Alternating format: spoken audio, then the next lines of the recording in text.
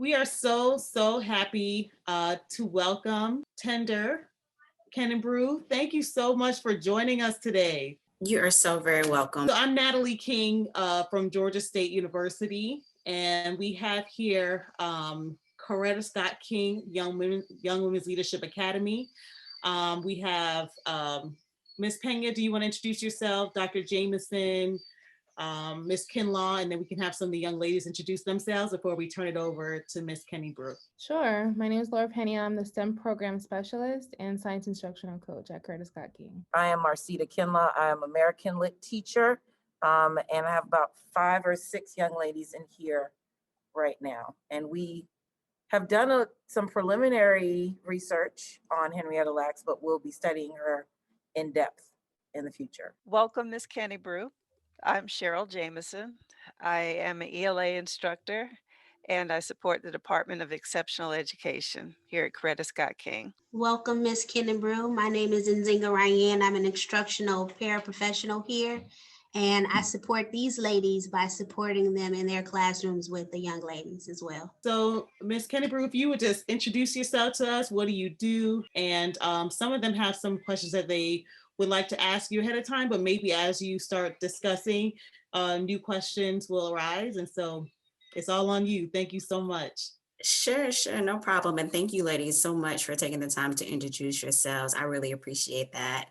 As already mentioned, my name is Tender Kennebrew. I am a certified personal trainer, and I pretty much train the general population. And what general population basically means is just anyone from, youth to elderly. I've been doing that for right at about 8 months. Prior to that, I worked, and I still do work in the healthcare industry, specifically at Piedmont Healthcare University, Piedmont Healthcare, in the revenue cycle field, where I do some business analytics works and things of that nature. A little bit more about me. I am technically a newlywed. It's just over a year. My husband and I have been married. I became a bonus mom instantly because he has 2 beautiful boys, ages 13 and soon to be 10 next week is the youngest one's age. And we live in the metro Atlanta area. If you are familiar with like the Beaufort, Lawrenceville area, that's where we currently reside. Just doing our best to stay safe, sound, and happy in the midst of this pandemic is basically where we are right now. That's a little bit about me. I do know that Nurio provided me questions that you guys had for me to answer. I wasn't sure if you guys wanted me to go down the list or if you guys just kind of wanted to toss questions at me in real time, just for us to kind of have some interactive dialogue. It's totally up to you guys. I'm game for either one. So they'll be asking you the questions. Okay. What drew you to your career? So what drew me to my career initially, what drew me to become a certified personal trainer, and I'll start there first, just because that's what I'm most excited about right now, because it's relatively new and more closely aligned with my passion. What drew me to it is just the ability to be able to help people on a larger scale. Fitness has been something that I enjoyed doing as long as I can remember. I was very athletic growing up. In school, I played basketball. I was a cheerleader. I ran track. I even did a little bit of flag football. In college, I even played intramural basketball for maybe a semester or 2. So I was just always active. And one of the things that I learned in my adult life is that if you don't keep using that, you will lose it. So staying active is truly, truly hard when you become an adult, but I was able to find a way to kind of mix it in with my everyday life. And I found that not only is it helpful, it's absolutely necessary. So becoming a certified personal trainer is something that I can do to help other people just be active and move in the way that is easy for them, right? Because a lot of personal trainers, depending on where you meet them, are in gyms or they're bodybuilders, or it's something that doesn't seem like it's easily to be maintained. But for me as a personal trainer, definitely want to reach people at their level and giving them exercises and things that they can do that is applicable to their lives to keep them moving every day. hope that answered your question, Michaela. Okay, who wants to ask the next question? I'm gonna go ahead and ask it. I think my girls might have gotten a little thrown off. Can you tell us what a typical workday is like for you? Like how many hours in the day? When do you wake up? What do you do? That kind of thing. Absolutely. And that is a really great question because a lot of people don't realize how much one person does in a day.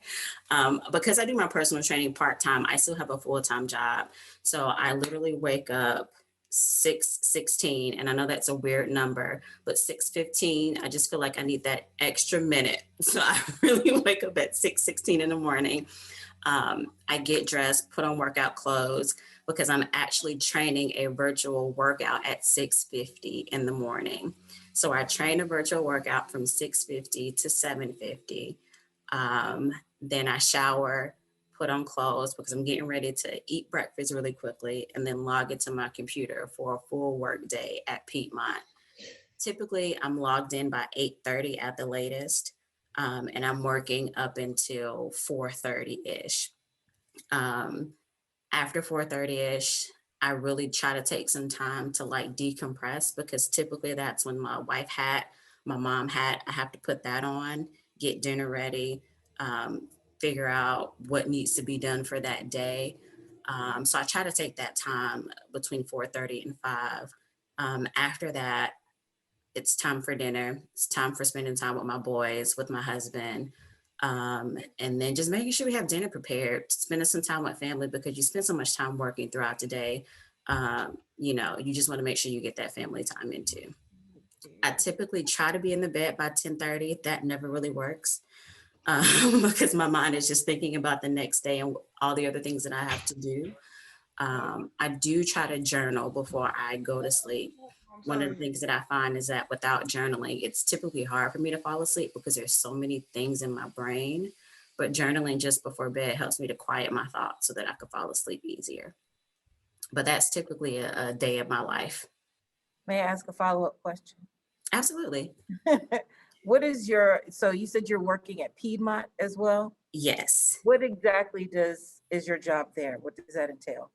So I am an informatics specialist. So basically I analyze data. So right now in the season of COVID, there's just a lot of different charges as it relates to like anything that you go to the hospital for that has a COVID related charge.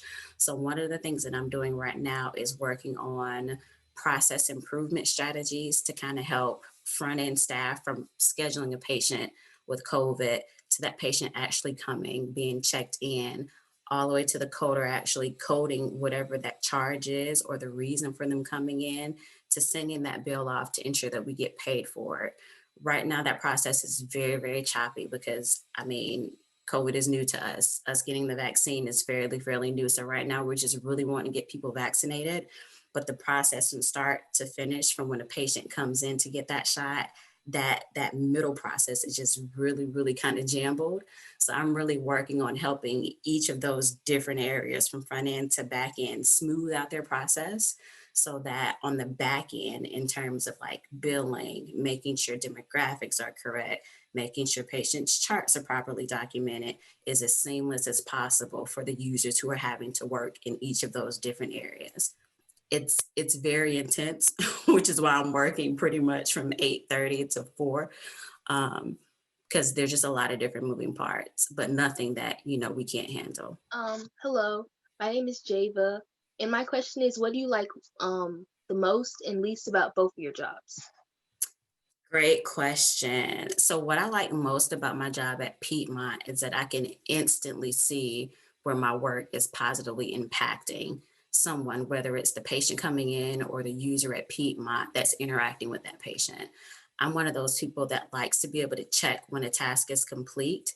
And I like quick wins so that I can see that my work is actually making a difference. So right now, and what I'm doing with what I just explained, it's super easy to see when I'm able to help someone and pretty much check that box if it makes any sense.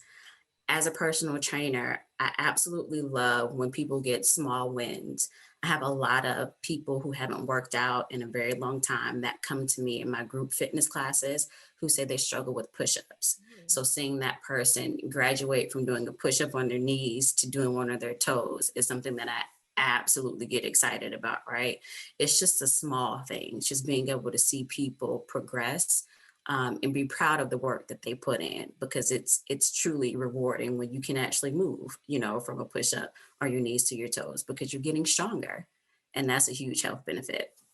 So those are two things that I like in both of my jobs. What age groups do you typically work with in your profession At Piedmont or as a personal trainer? as a personal trainer?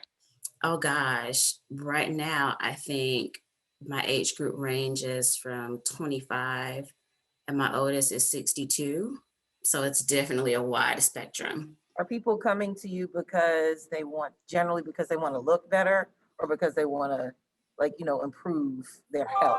Be Oh strong? gosh, they definitely want to look better. Everyone is talking about quarantine weight. I got to get these quarantine pounds off. It's like, how can you help me get the quarantine weight off? And I typically try to pitch people that way, because I actually lost a lot of weight during quarantine. And I had some just very simple things that I did to help me do that. So I use that as my story to get people to come out, and I share that with them. And within maybe 2 to 3 weeks, they already see just quick wins, right? Because a lot of it is just cutting sugar, drinking more water. And you see a lot of weight drop doing just that. Cutting back your fat as well as carbs, it'll drop quickly. So that those quick wins definitely gets them out and keeps them with me. Now, once they plateau, then we have to kind of step it up a notch and add some more things to it. But they definitely come out to look better. What advice would you give your younger self about the start of your career? Ooh, I would tell myself to be true to what you want to do. Because me personally, I knew that I love fitness early on. I just didn't realize I could make money in it. So I took a route where I knew I could make money. Not that it was bad, because I definitely did make money, but I wasn't fulfilled. Like, honestly, in my job at Piedmont, I love what I do now, but it took time for me to get there. Had I started with fitness, I'd probably be a whole lot happier. Definitely still can make money, because the fitness industry is very, very large. And now that we are in a season where everything is going to virtual, you can reach a lot more people. So that definitely could help as well. So I would just tell myself to be true to what it is that you want to do, and the money will come. A lot of people think money first, because again, you do need money to survive. You do need money to pay your bills. You need to be able to financially provide for yourself, but you also want to make sure that you're fulfilled in the work that you do, so that it doesn't feel like a job. So you're not getting up every day and you're sad because you have to do this job, because you know you need the money so you can take care of your family. I love that. Yeah, I learned it late in life, but I definitely have it now. Do people in your field acknowledge the unethical nature of what was done to Henrietta Lacks? You know what? I don't think they do. I don't think, especially in my job at Piedmont, I don't think people even know who she is. And that's a sad thing. If they do know what she is, it's not something that is brought to the forefront. It's not something that's spoken about a lot. And even if it's not spoken about, there's not really a push for diverse people to have a seat at the table, right? So one of the things that I personally struggle with is making sure that my voice is heard as an African-American woman working on my team, where I am honestly the only African-American woman, and having the credentials that I do to do my job, feeling like, my voice, deserves to be heard, and that too, that what my opinion is can actually bring something to the table. It can actually impact change. It can actually help the situation that we're currently working on, and getting people to buy into that. It's double work, because I have to show up for work to do the job that I know I'm supposed to do, but then I also have to work so that my counterparts respect and acknowledge my voice. So it's definitely a fight on both ends. I do not think they know. In both spaces, I don't think they know. We have Were a there question in the, I'm sorry, go ahead, Shelby. I was about to say, were there any risks that you had to take for you to do for you to be where you are now? Yes. I smile because I'm not even sure if I want to share this, but I'll share the parts that I think that are impactful. So prior to working at Piedmont, I was at another hospital where microaggressions were very real. And I'm not sure if you ladies understand what microaggressions mean, but basically it's you as a Black woman in a space where people do things or say things that are racially tense that impact you, that pretty much make you feel a certain type of way, if you will. So I would show up every day, and my hair is in this head wrap right now because I'm deconditioning under it. So my hair is natural. So I would show up every day with my natural hair and a curl, a twist out, or, you know, a coil out or something like that. And I would have people literally walk up to me and say, how do you get your hair like that? Or, you know, do you sleep with your hair like that every day? Like, how do you get it to be so fluffy? They would make these comments every day. And it got to a point to where I was sick of it. And I remember being in a meeting and someone asked me about my hair. And I had to say in so many words, my hair is not the topic of discussion for this meeting right now. But if you want, after the fact, we can have a one-on-one meeting as it relates to my hair and what's appropriate and not appropriate to ask me about my hair. It was definitely one of those things where I had to teach people how to treat me. And one of the things I learned is that there's only so much that you can do. So I stood up for myself in that particular instance, but it never got any better, guys. And I eventually ended up leaving that job because of it. It started to impact my mental health. And for me, that was not a space that I could stay in and thrive, no matter how much money they were paying me. So that's another thing that I want you ladies to be mindful of, that your mental health is worth more than any dollar anybody can place on you. So you definitely have to take charge of that, and you have to speak up for yourself without being disrespectful, because it's possible. You can do both without being the angry Black woman or the stereotypical neck rolling, finger waving. You don't have to do any of that to get your point across. You can be direct, get your point across, and actually own the space that you're in and speak up for yourself. So we have a question in the chat. Are there many Black women who work in your field? But I'll add my own question to that as well, so that you can kind of do a twofer. There are a few certification tracks for a personal trainer out there. Which one did you choose and why that one? Got it. So as an informatics specialist, there are a lot of people, a lot of Black women in that field. I'm the only one on my team in my particular department, but across Piedmont as a system, there are more of us. Not a lot, but we're represented enough to where you can feel like, hey, you know, there's someone there that looks like me. I could potentially do this job as well. As it relates to a certified personal trainer, I chose a fitness group certification and a personal one-on-one certification so that I can do group trainings like, you know, fitness groups in a classroom or outdoor boot camps. And I can also do one-on-one training. For me, both of those were important because I wanted to be able to do both, because I do know people in my space that work well with groups because of the camaraderie and the support that you have in a group setting. But then I also know people who are like, no, I don't want to look at anybody else. I just want you to tell me what I need to do so that I can be great. So I wanted to be able to do that as well. What is the best career advice that you've received from someone? Don't let anybody tell you what you can do. Because one of the things I also learned just working in entry-level positions, if you're smart and you catch on quickly, there may be people who will tell you that you don't qualify for things because you don't have this or you don't have that. The fact of the matter is, what God has for you is for you, despite this or despite that. And in addition to that, you can always go and get this and that. And in my personal experience, the doors that I knocked on, God opened, and I also went and got that or this, whether it was a certification, whether it was a leadership class. You can continually learn. I don't want you guys to think that education stops after you graduate high school or after you graduate college, because it doesn't. You're going to be a professional student for the rest of your life if you want to continuously grow and learn things and be able to change as the world changes around you.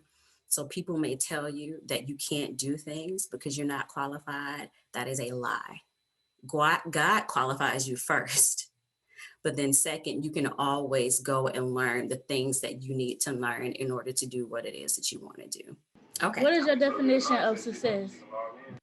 Oh, honestly, Shelby, I'm still working on that one. Right now in this season, success for me is doing the thing that makes my heart smile. It sounds simple, but that's really what it is. Being a new wife, being a relatively new bonus mom, and having 2 jobs, that's a lot of different hats. That's a lot of different things that I'm doing every day. And if I'm not careful, I'll lose myself in all of those different things. And I can't be anything to anybody when my cup is empty. So whatever makes my heart smile is what pours into me and what fills me up so that I can be all the different things that I need to be for other people. And right now in my life, that's what success is for me. It's not a dollar amount. It's not a certain job. It's whatever makes my heart smile and fills my cup so that I could be an awesome wife, an awesome bonus mom, and just feel good about who I am personally when I look in the mirror.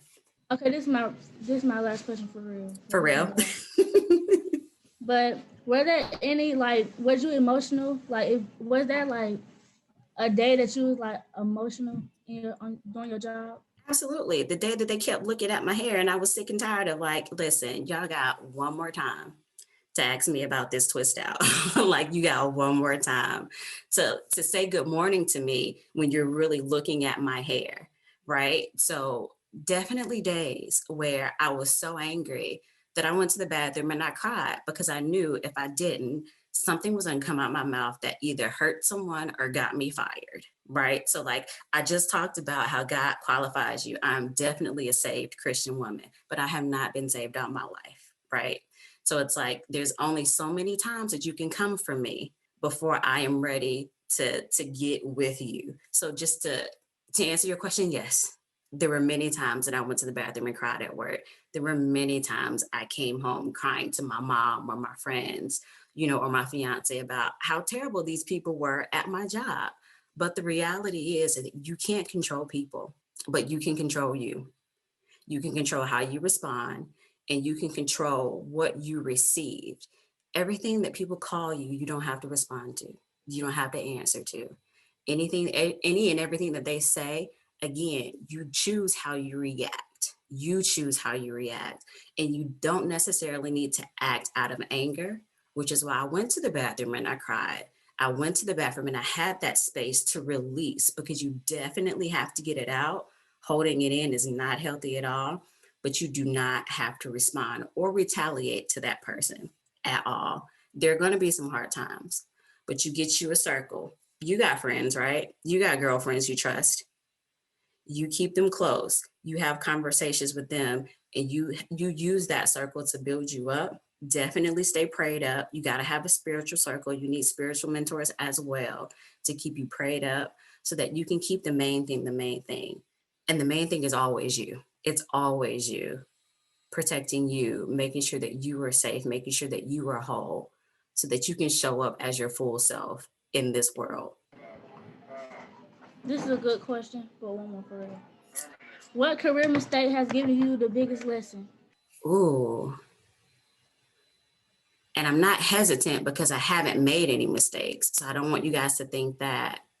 I'm just trying to think about the lesson. The only thing that I could think of is kind of going back to an earlier question about not following the fitness path sooner.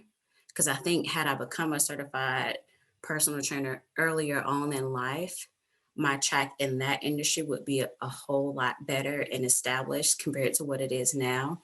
Not that it was a mistake, though. It was just a choice. I chose to do something different.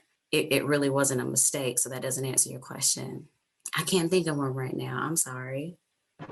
I'll just play. I don't got no more questions. Those are good questions, though. I would like to know what were some specific steps you took to become a certified personal trainer.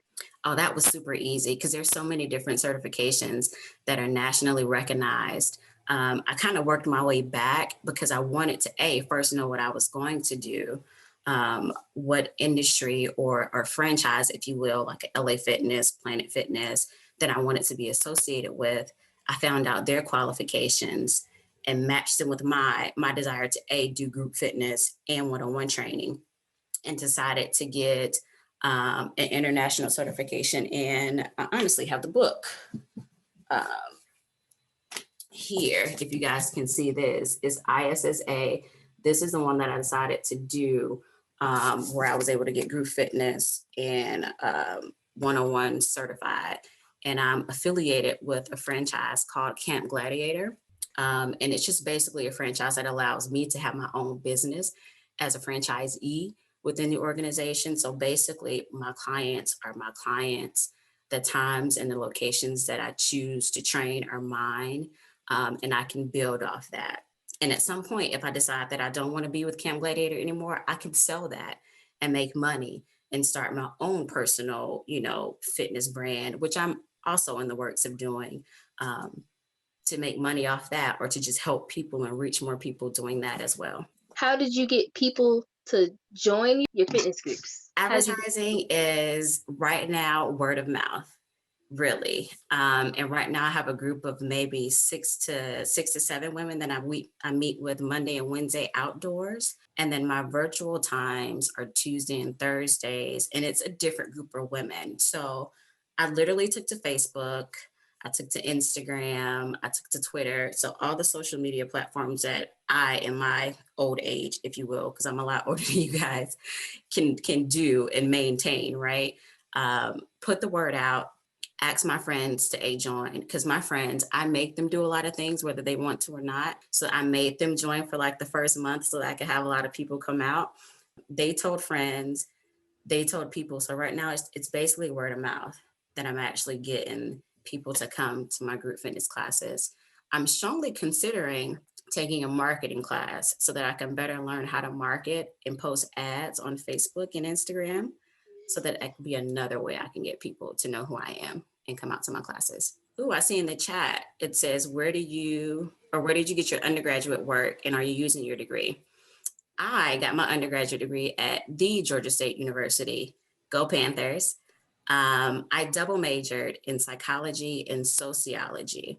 So technically, because it's like the behavior of the mind, right? And like the world around you, I'm not specifically using that. Like I'm not a therapist or I'm not a social worker, but I definitely use it in my day-to-day life, just with interacting with people. There's another question in the chat. What made you do fitness training?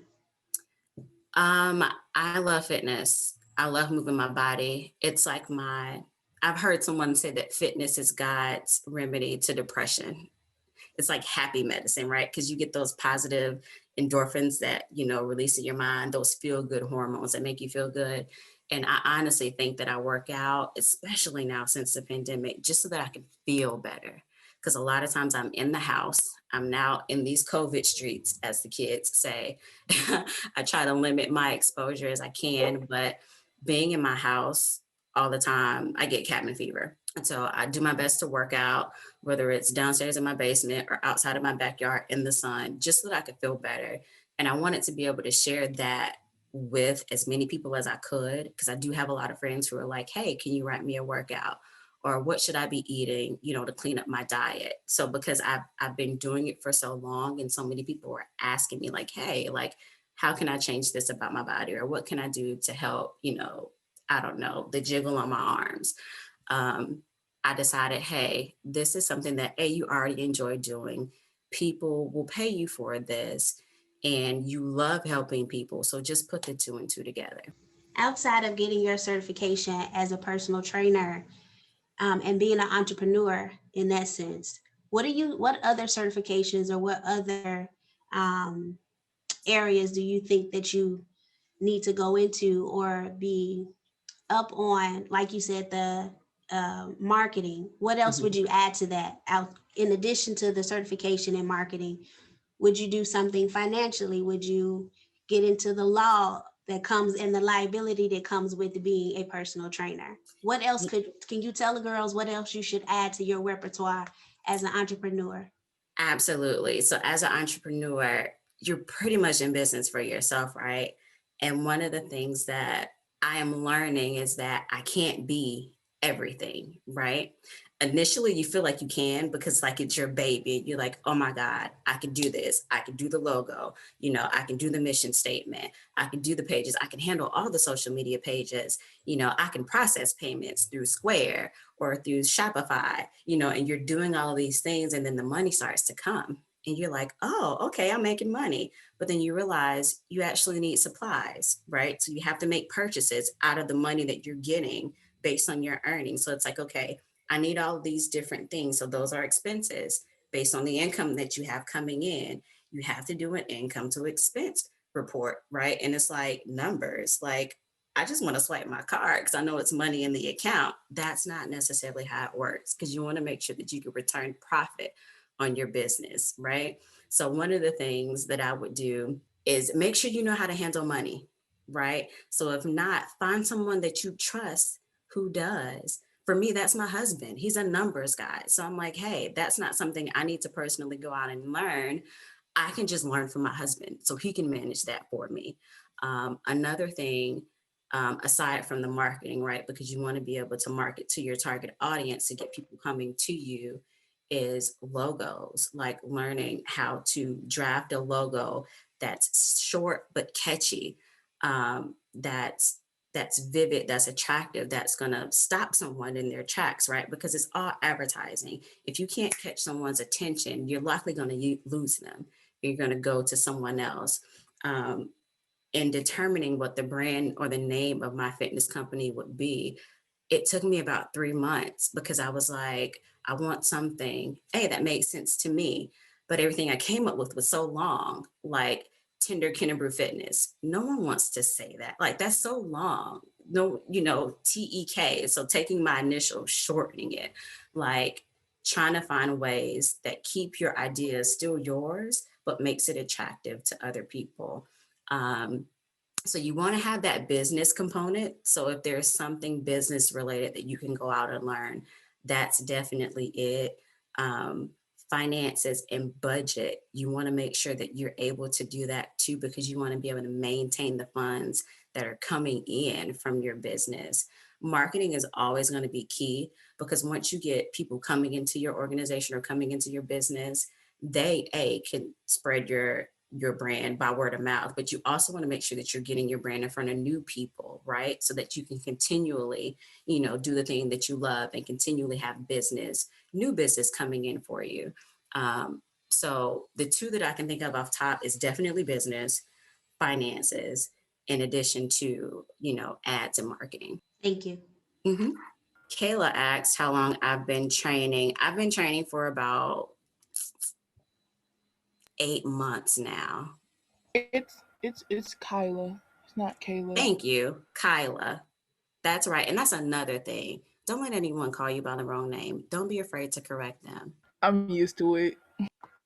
Even if you are, you still correct them no matter who they are. So thank you for that. What parts of both of your jobs do you find challenging and enjoyable?